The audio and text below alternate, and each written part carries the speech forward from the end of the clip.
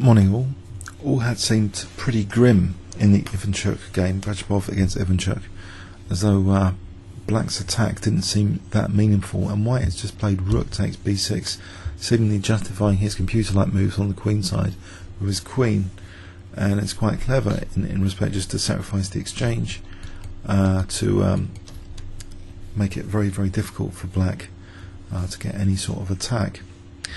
And there was a logical kind of flow of the game which seemed quite convincing that White was quite clever in general with the double pawns. Clever tactic earlier on in the game with bishop e5, and now this other clever tactic as though it was to be trusted, because that first tactic earlier with bishop takes e5 earlier in the game was very, very impressive indeed.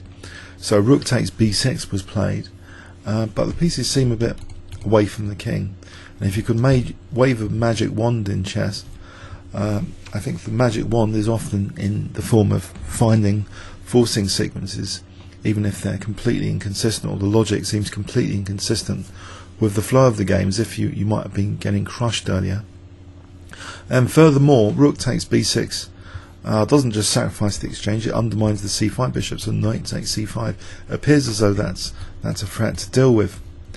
But in chess, the magic wand is often forcing moves, and here it seems under engine inspection, and I couldn't believe it. I thought it was mentioned yesterday and someone made a mistake, but there's a resource available for Black. If we flip the board, there's a very, very powerful resource available here, even though this last move just undermined the bishop, but it will take some nerve to try and find it. So waving the magic wand for finding forcing moves, what could you find in this position if you were playing Black? And I'm presenting it as a puzzle position. If I give you 10 seconds from here, what would you play with Black? Starting from now.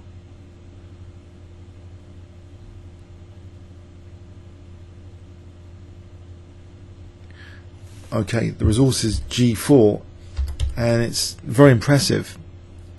If let's put on an engine here, just to make sure I don't mess this up even more than the earlier video. Okay, and so you can see the engine lines, I hope soon. If I bring them into view, well, two key engine lines should be in view now. So it seems, if we just munch this piece, which was apparently the threat, G takes, and it's actually crushing for White. White's getting crushed. If King F1, look at these passed pawns, HG, these two passed pawns, offering the knight as well. For example, take. We've got mate in 5. We're queening here. It's pretty sad. I hope this doesn't affect Ivanchuk for the rest of the tournament. This missed opportunity. But yeah, his queen sack earlier in the game seemed to be out of desperation. Though as I say, there's a kind of instant logic, had a kind of convincingness to it, as though, well, there's a threat to parry. Can he just handle this position after takes? It turned out to be very, very difficult after just taking the rook. So this move keeps Black technically in the game. It seems amazing. But even with f4, we have now check, and this pawn is really dangerous on h3, a fawn pawn. So we can now sacrifice the bishop again like this. So if knight takes, we have check, and in this position, now here actually, well, I think we can forgive him for not calculating this if he did see this position, but apparently there's a draw with h2 check and not rook d1. So if we played rook d1 here,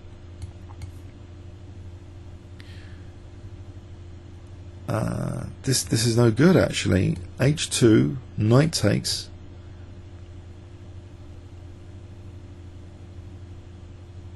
and well, White's got all sorts of menacing threats here. If Black queens, for example,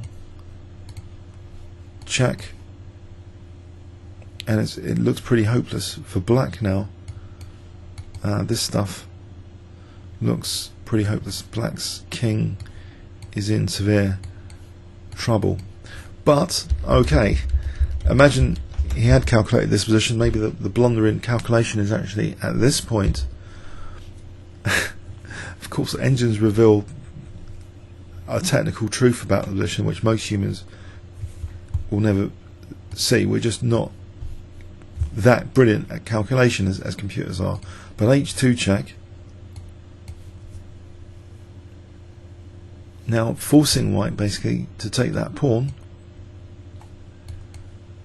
Check here, and now we have a perpetual check resource because the king can't escape here without rook h1 mating.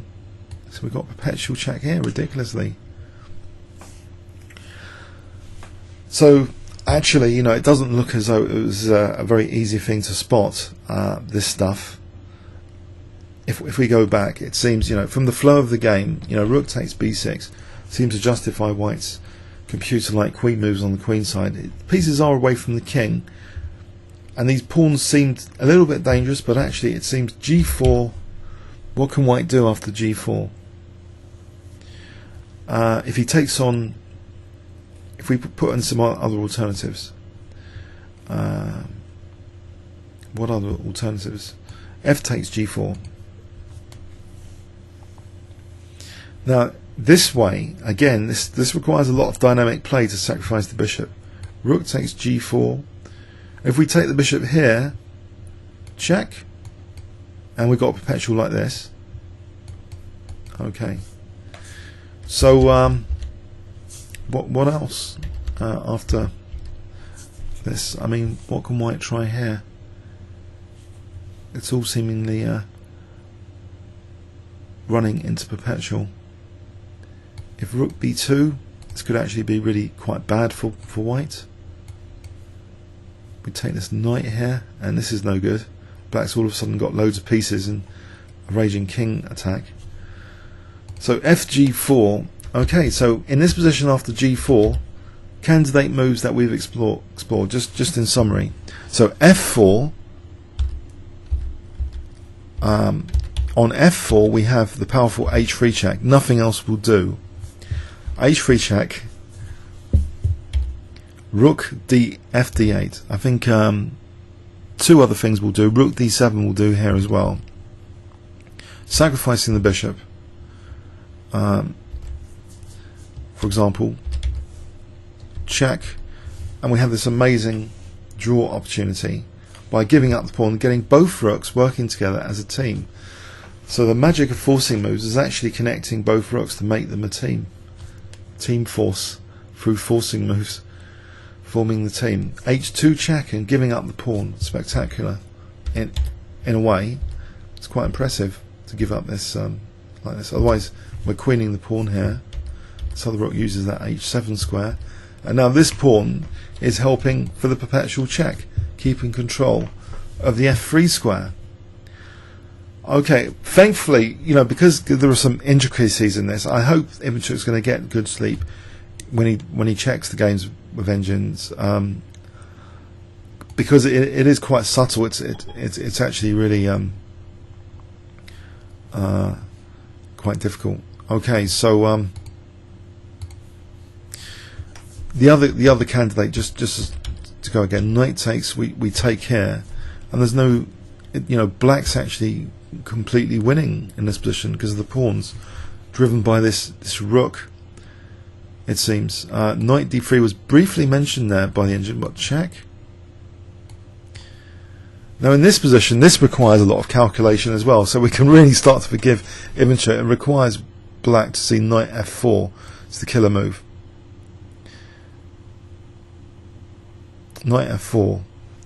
And now we're threatening knight e2 check, knight h3, and if takes, we play check here, and we're getting that with check without the knight interfering with knight takes g1, and black has got a mate in 6 here. The white king is in big trouble, big trouble, as we see here. So this attempted defense here with knight d3 in this position.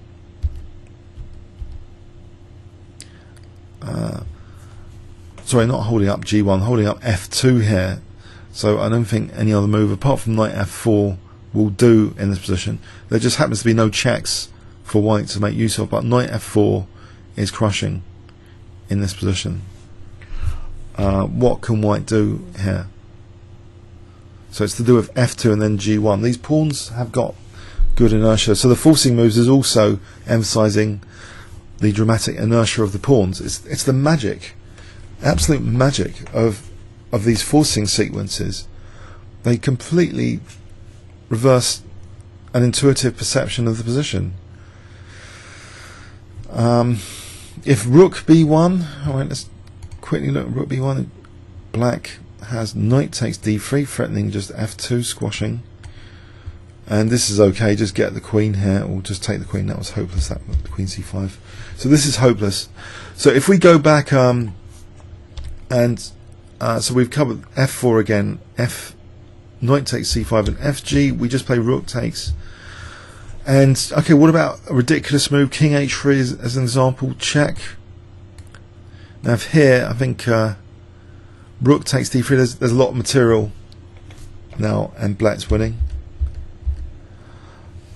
Okay, so it's a missed opportunity, but actually white in this position, okay, so takes,